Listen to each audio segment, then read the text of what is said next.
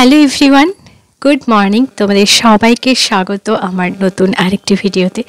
তো তোমাদেরকে তো আগেই ভিডিওতে আমি দেখিয়েছিলাম যে আমি শ্বশুরবাড়ি যাচ্ছি, আমার গ্রামের শ্বশুরবাড়ি।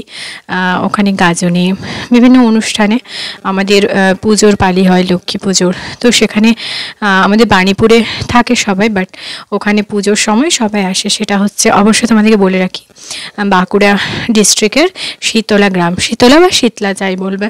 তো সেখানেই চলে আসে সবাই, কারণ সেখানে যে বলে না, ওই যে নিজস্ব যে পুজোগুলো আছে, যেমন ওই শ্বশুরবাড়ির যে পুজোগুলো থাকে না, বলে না যে আমাদের শ্বশুরবাড়িতে পুজো আছে, মানে সেই পুজোগুলো, আচার অনুষ্ঠান বিভিন্ন ধরনের ওখানে আছে। তো সেই জন্য আমাদের চলে আসতে হয়। বাট এই বছর সব থেকে স্পেশাল হচ্ছে, আমার মাও গিয়েছিল, আর আমার অনেক রিলেটিভরা এসেছিলো। তারপর কলকাতা থেকে আমার কাকিমা, কাকা, কাকু সবাই এসেছিলো। তো খুবই আনন্দ হয়েছে ওই জন্য। আর বিভিন্ন ধরনের প্রোগ্রাম ছিল, অনেকগুলো টাইপের বাদ্য ছিল, বাট সব সাউন্ডগুলো তোমাদের শোনাতে পারলাম না, কারণ আমি আগে ভিডিও একটা পোস্ট করেছিলাম, সেখানে সাউন্ডগুলো ছিল বলে কপিরাইট চলে এসেছিলো, এবং সেই জন্য আমি ডিলিট করে আবার রিপোস্ট করছি, কারণ সাউন্ডগুলো আমি দিতে পারিনি।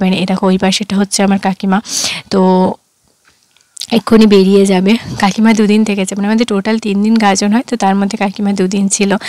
আর অনেকগুলো দোকান বসেছিল, খাবার, বিভিন্ন স্টেশনারি, বিভিন্ন টয়েজের দোকান, খেলনার। তো এই দেখো এখানে সব থেকে এই সবাই এসছে।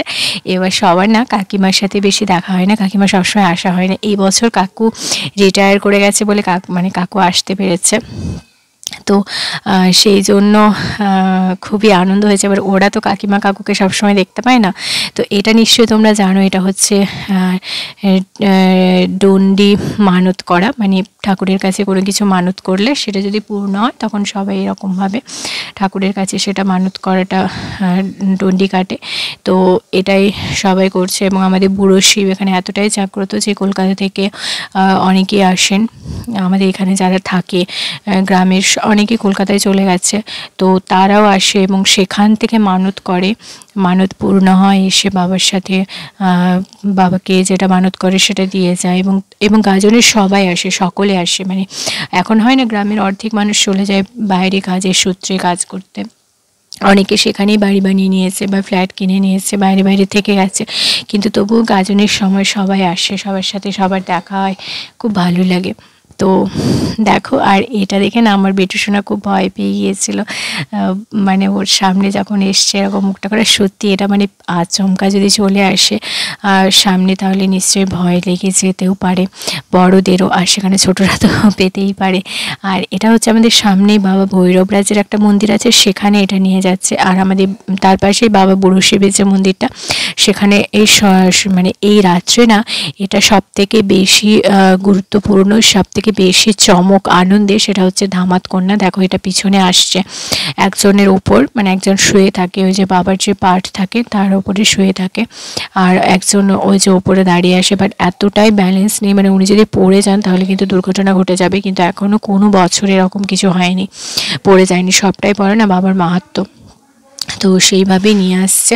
আর এটাতে মানে প্রচণ্ড ভিড় হয় তখন, যখন এই ধামাতকোনা নিয়ে আসে তখন, আর খুব আস্তে আস্তে আসে, তো বিভিন্ন প্রসেসিংগুলো থাকে। তো প্রায় এখন বাজে হচ্ছে 12:30, আর যখন মন্দির অবধি যায় তখন 1:30 বেজে যায়, 1:30 2টো। তো আজকে নামই হচ্ছে রাত গাজন। এতটাই আনন্দ হয় যে সবাই জেগে থাকে, সবাই ছোট ছোট বাচ্চাগুলো পর্যন্ত জেগে থাকে, এবং এতটা ভিড় হয় যে তোমাদের মানে বলে বোঝাতে পারবো না, কেউ তো ঘুমোতে পারে না। আর এখানে একটা বাজিরও প্রোগ্রাম হয়, যেখানে অনেক বাজি ফাটানো হয়, মানে এটা কম্পিটিশন করে বাজিটা ফাটানো হয়। আমি সব বাজি পোড়ানোটা তুলতে পারিনি, কারণ ওইদিকে ধামাতকন্যা আসছিলো, সেটা দেখছিলাম, আর সবাই অনেক নাচ টাচ করছিল, অনেক মজা হয়েছে, অনেক মজা হয়েছে। তো আমি তোমাদের সাথে ভিডিওর মাধ্যমে শেয়ার করলাম, দেখো কত সুন্দর লাগছে। আর সবাই নাচ টাচও করেছে, আমরা নাচ টাচ করিনি। বেটু সোনা এখনও জেগে আছে, যে 11টা 11:30 মধ্যে ঘুমিয়ে পড়ে, সে 1:30 2টো পর্যন্ত জেগে আছে, এবং সেদিন আমরা অনেক রাত অবধি জেগেছিলাম। আর সব থেকে বড় ব্যাপার জানো তো, এটা হয়ে যাওয়ার পরে, মানে ধামাতকন্যা মন্দিরে ঢোকার পরে তারপরে যাত্রা শুরু হয়, মানে প্রায় 2:30টার সময় যাত্রা শুরু হয়, সেটা মানে সকাল 6টা পর্যন্ত চলতে থাকে। প্রতিদিন যাত্রা হয়, মানে গাজনে 4 দিন যাত্রা। এটা একটা আমাদের কথা আছে, নিয়ম আছে যে বাবা বুড়ো শিব নাকি যাত্রা শোনেন, যাত্রা দেখেন, তো সেই জন্য যাত্রাটা হয়। একবার অর্কেস্ট্রা করা হয়েছিল, তো অনেক বড় দুর্ঘটনা ঘটেছিল, সব কিছু প্যান্ডেল ট্যান্ডেল সব উড়িয়ে দিয়েছিল, অর্কেস্ট্রাটা হতে দেয়নি। তো বুড়ো শিব যাত্রাটাই দেখেন। আর আমি লাস্ট দিন যাত্রাটা দেখেছি, বা সোমবার লাস্ট ছিল সেদিন। কাকুলি চৌধুরী অরুণ চক্রবর্তীর একটা শো ছিল, তো সেটা দেখেছি। আর আমি প্রায় 14 বছর যাত্রা দেখিনি, তার জন্য আমার খুব ইচ্ছে হয়েছিল এবছর যাত্রা দেখার। তো আমি পুরোটা দেখতে পারিনি, জাস্ট 1-1.5 ঘন্টা দেখে চলে গিয়েছি, প্রচণ্ড ঘুম পাচ্ছিল। আর এই দেখো কাজের এই লাস্ট দিন আমাদের মাটন খায়, বাকি দিনগুলো মাছ, মাটন হয় না। তো আর লাস্ট দিনটাও তোমাদেরকে দেখালাম। এখন দেখো ভিড়টা অনেকটা কমে গেছে, মানে সোমবার দিন সবাই, তবু ওই কেউ কেউ আসছে, মন্দিরটা ঠিকই ওই রকমই সাজানো আছে, সবাই আসছে বসছে, কিন্তু ভিড় অনেক কমে গেছে। এটা একদম লাস্ট দিন সোমবার, আমাদের শুক্র শনি রবি এই 3 দিন ছিল মেন গাজন। আর এটা হচ্ছে সোমবারের দিনটা, মানে আমি 2 দিনটা তোমাদের দেখালাম, রবিবার আর সোমবার, দুটো দিনই দেখালাম, কারণ পাট এতগুলো ভিডিও তো করা যায় না, তো সেই জন্য দুটো দিন একসাথে দেখিয়ে দিলাম। তো দেখো এই দিনটা এতটা ভিড়ভাড়টা নেই, আর সবাই যে যার মতো বসে আছে, দোকানগুলো আছে, খাবারের দোকান, সব দোকান। আর এই সময় যে মোগলাইটা পাওয়া যায় স্পেশালি মেলাতে, সেটা আমার খেতে ভালো লাগে, আর আমার মেয়েরও খেতে খুব ভালো লাগে। তো ওই 1 প্লেট মোগলাই আমরা 3 জনে ভাগ করে খেয়েছি, মানে আমি, আমার বর আর আমার মেয়ে, ও পুরো একা খেতে পারিনি।